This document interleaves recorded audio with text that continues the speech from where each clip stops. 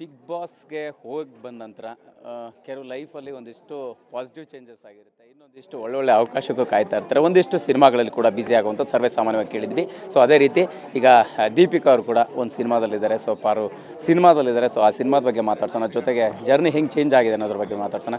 S Deepika Das, ಸದ್ಯಕ್ಕೆ ನಿಮ್ಮ cinema journey ಎಷ್ಟು ಚೇಂಜ್ ಆಗಿದೆ, ಏನು ಚಾಲೆಂಜಸ್ ಇದೆ, ಈ ಸಿನಿಮಾದ ಸ್ಪೆಷಾಲಿಟಿ ಏನು ಅನ್ನುವಂಥದ್ದು? ಮೊದಲನೇದಾಗಿ ಎಲ್ರಿಗೂ ದಸರಾ ಹಬ್ಬದ ಹಾರ್ದಿಕ ಶುಭಾಶಯಗಳು. ಸೊ ಸಿನಿಮಾ ನಮ್ಮ ಒಂದು ಹ್ಯಾಶ್ಟ್ಯಾಗ್ ಪಾರು ಪಾರ್ವತಿ ಸಿನಿಮಾ ಒಂದು ಜರ್ನಿ ಅಂತ ನಾನು ತುಂಬ ಕಡೆ ಹೇಳಿದ್ದೀನಿ. ಬಟ್ ಇವತ್ತು ಆ ಜರ್ನಿಯ ಒಂದು ಪ್ರಮುಖ ಘಟ್ಟ ಅಂತ ಹೇಳ್ಬೋದು. ಸೊ ನನ್ನ ಲೈಫಲ್ಲಿ ಆ್ಯಕ್ಚುಲಿ ನಾನು ಅಂದರೆ ತುಂಬ ಇಷ್ಟಪಟ್ಟು ನಾನು ಒಂದು ಚೂಸ್ ಮಾಡಿರೋದು, ನನ್ನ ಥರದ್ದೇ ಕ್ಯಾರೆಕ್ಟರ್ನ ಚೂಸ್ ಮಾಡಿರೋದು ಅಂತಂದರೆ ಹ್ಯಾಶ್ಟ್ಯಾಗ್ ಪಾರು ಪಾರ್ವತಿ. ಅಂದರೆ ಸಿನಿಮಾ ನನಗೆ ತುಂಬ ರಿಲೇಟ್ ಆಗುತ್ತೆ. ಸೊ ನನ್ನ ಜರ್ನಿನ ತುಂಬ ಜನ ನೋಡಿರ್ತೀರ, ಕೇಳಿರ್ತೀರ ಅಂತ ಅಂದ್ಕೊಂಡಿದ್ದೀನಿ. ಆ್ಯಂಡ್ ಬಿಗ್ ಬಾಸ್ ಜರ್ನಿನೂ ಕೂಡ ಎಷ್ಟೋ ಜನ ನೋಡಿದರು. ಸೊ ಅದೇ ರೀತಿ ಒಂದು ಚಾಲೆಂಜಿಂಗ್ ಆ್ಯಂಡ್ ಅಡ್ವೆಂಚರ್, ಹಾಗೆ ಒಂದು ವುಮೆನ್ ಎಂಪವರ್ಮೆಂಟ್ ಇರೋ ಅಂಥ ಒಂದು ಸಿನಿಮಾ ಅಂತ ಹೇಳಿದ್ರೆ ತಪ್ಪಾಗಲ್ಲ. ಸೊ ಅದೇ ರೀತಿ ಈ ಸಿನಿಮಾದಲ್ಲೂ ಕೂಡ ಏನೋ ಒಂದು ಅಡ್ವೆಂಚರ್ ಆಗಿರ್ಬೋದು, ಅಥವಾ ಕಂಪ್ಲೀಟ್ ಒಂದು ಏನು ಸಿನಿಮಾದ ಹೊಣೆನ ಈ ಒಂದು ಕ್ಯಾರೆಕ್ಟರ್ಗಳನ್ನ ಎತ್ಕೊಂಡು ಹೋಗುತ್ತೆ. ಸೊ ಅದು ನಮಗೆ ಚಾಲೆಂಜಿಂಗ್.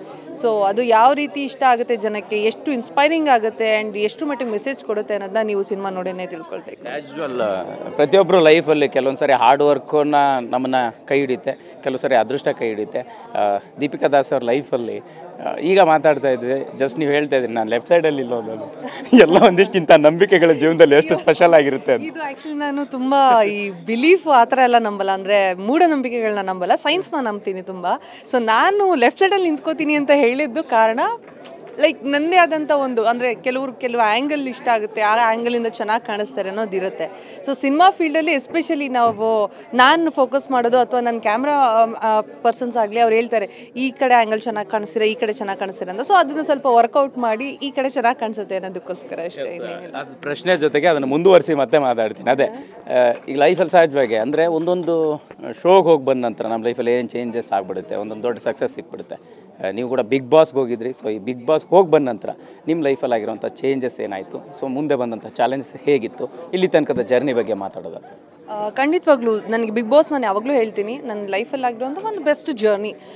ಒಂದು ಸರಿ ಅಲ್ಲ, 2 ಸರಿ ಆಗಿರೋಂಥ ಒಂದು ಬೆಸ್ಟ್ ಜರ್ನಿ. ಬಿಕಾಸ್ ಲೈಫಲ್ಲಿ ಎಷ್ಟೊಂದು ಕಲ್ತ್ಕೊಂಡ್ಬಂದಿರ್ತೀವಿ ಚಿಕ್ಕದ್ರಿಂದ, ಆದರೆ ಹೋಗ್ತಾ ಹೋಗ್ತಾ ಎಷ್ಟನ್ನ ನೆನ್ಪಿಡ್ಕೋತೀವಿ, ಎಷ್ಟನ್ನ ಮರಿತೀವಿ ಅನ್ನೋದು ಇಂಪಾರ್ಟೆಂಟ್ ಆಗುತ್ತೆ. ಸೊ ಪ್ರತಿ ಹಂತದಲ್ಲೂ ನಾವು ಏನಾದರೂ ಒಂದು ಕಲಿತಾನೇ ಇರಬೇಕು, ಕಲಿಸೋದೇ ಜೀವನ ಅಂತ ನಾವೆಲ್ಲ ನಂಬ್ತೀವಿ. ಸೊ ಬಿಗ್ ಬಾಸಲ್ಲಿ ಕೂಡ ಅಷ್ಟೇ 4 ತಿಂಗಳಲ್ಲಿ ಎಷ್ಟೋ ಎಕ್ಸ್ಪೀರಿಯನ್ಸ್ನ ಕಲ್ತಿದ್ದೀನಿ. ಇಲ್ಲಿ ತನಕನೂ ಅದನ್ನು ತುಂಬ ಕ್ಯಾರಿ ಮಾಡ್ತೀನಿ ಕೂಡ. ಯಾಕೆಂದರೆ ಅದೆಲ್ಲ ತುಂಬ ಚಿಕ್ಕ ವಿಚಾರನೇ ಆಗಿರ್ಬೋದು, ಊಟದ ವಿಚಾರ ಆಗಿರ್ಬೋದು, ಡಿಸಿಪ್ಲಿನ್ ಆಗಿರ್ಬೋದು, ಅಥವಾ ಲೈಫಲ್ಲಿ ಒಂದು ಕುಟುಂಬದ ಮಧ್ಯೆ ಇರಬೇಕಾದ್ರೆ ಹೆಂಗಿರಬೇಕು ಅನ್ನೋದಾಗಿರ್ಬೋದು, ಚಿಕ್ಕವರಿಂದ ದೊಡ್ಡವ್ರವರೆಗೂ ಯಾವ ರೀತಿ ಅವ್ರ ಜೊತೆ ಮಿಂಗಲ್ ಆಗಬೇಕು ಅನ್ನೋದಾಗಿರ್ಬೋದು, ಅಥವಾ ಲೈಫಲ್ಲಿ ಚಾಲೆಂಜಸ್ ಬರುತ್ತೆ, ಅಲ್ಲಿ ಟಾಸ್ಕ್ ಮುಖಾಂತರ ಚಾಲೆಂಜಸ್ ಬರ್ತಾ ಇರುತ್ತೆ. ಸೊ ಅದನ್ನು ಬ್ಯಾಲೆನ್ಸ್ ಮಾಡಿಕೊಂಡು ಪ್ರತಿಯೊಂದನ್ನು ಲೈಫಲ್ಲಿ ಬ್ಯಾಲೆನ್ಸಿಂಗ್ ಆಗಿ ಹೇಗಿರಬೇಕು ಅನ್ನೋದನ್ನ ತುಂಬ ಕಲ್ತಿದ್ದೀನಿ. ಸೊ ಆ ಜರ್ನಿ ಸಿಕ್ಕಾಪಟ್ಟೆ ಇಷ್ಟ ಆಗುತ್ತೆ ನನಗೆ, ಯಾವಾಗಲೂ ನನ್ನ ಮನಸ್ಸಿಗೆ ತುಂಬಾ ಹತ್ತಿರವಾಗಿರುತ್ತೆ. ಅದಾದ ನಂತರನೂ ಕೂಡ ಅಷ್ಟೇ ಲೈಫಲ್ಲಿ ಅದರಿಂದ ತುಂಬ ಜನ ದೀಪಿಕಾ ದಾಸ್ನ ರೆಕಗ್ನೈಸ್ ಮಾಡಿದ್ರು. ಕ್ಯಾರೆಕ್ಟ್ರಾಗಿ ತುಂಬ ಜನ ಮುಂಚೆ ರೆಕಗ್ನೈಸ್ ಮಾಡಿದರೆ ದೀಪಿಕಾ ದಾಸ್ ಆಗಿ ನಾನು ಬಿಗ್ ಬಾಸ್ ಮುಖಾಂತರ ಕಾಣಿಸ್ಕೊಂಡೆ. ಸೊ ಅದಾದ ನಂತರ ಈಗ ನಿಜವಾದ ಜರ್ನಿನ ಇಟ್ಕೊಂಡು ಸಿನಿಮಾ ಕ್ಯಾರೆಕ್ಟ್ರಾಗಿ ಮತ್ತೆ ಕಾಣಿಸ್ಕೊತಾ ಇದ್ದೀವಿ. ಇದೆಲ್ಲ ತುಂಬ ಇನ್ಸ್ಪೈರಿಂಗ್ ಆಗುತ್ತೆ. ಅಲ್ಲಿ ಎಷ್ಟೋ ಜನ ನೋಡಿರೋರು ಇವರು ಈ ಜಾನರಲ್ಲಿ ಚೆನ್ನಾಗಿ ಕಾಣಿಸ್ತಾರೆ ಅಂತ ಅದರಿಂದ ಸಿನಿಮಾನ ಪಿಕ್ ಮಾಡಿರೋರು ಇದ್ದಾರೆ. ಸೊ ಫಾರ್ ಎಕ್ಸಾಂಪಲ್ ಈ ಸಿನಿಮಾದಲ್ಲೂ ನಾನು ಆ ಥರನೇ ಹೇಳ್ಬೋದು. ನನ್ನ ಲೈಫ್ ಸ್ಟೈಲ್ನ ನೋಡಿ ಈ ಸಿನಿಮಾಗೆ ಸೂಟ್ ಆಗ್ತೀನಿ ಅಂತ ಕಾಸ್ಟಿಂಗ್ ಮಾಡಿರೋದು ಉಂಟು. ಸೊ ಹಾಗೆ ಈ ಥರ ಲೈಫ್ಗಳು ಸಿನಿಮಾದಲ್ಲಿ, ಲೈಫಲ್ಲಿ ಪರ್ಸನಲ್ ಲೈಫ್, ಪ್ರೊಫೆಷನಲ್ ಲೈಫ್ ಎರಡರಲ್ಲೂ ಕೂಡ ತುಂಬ ಇಂಪಾರ್ಟೆಂಟ್.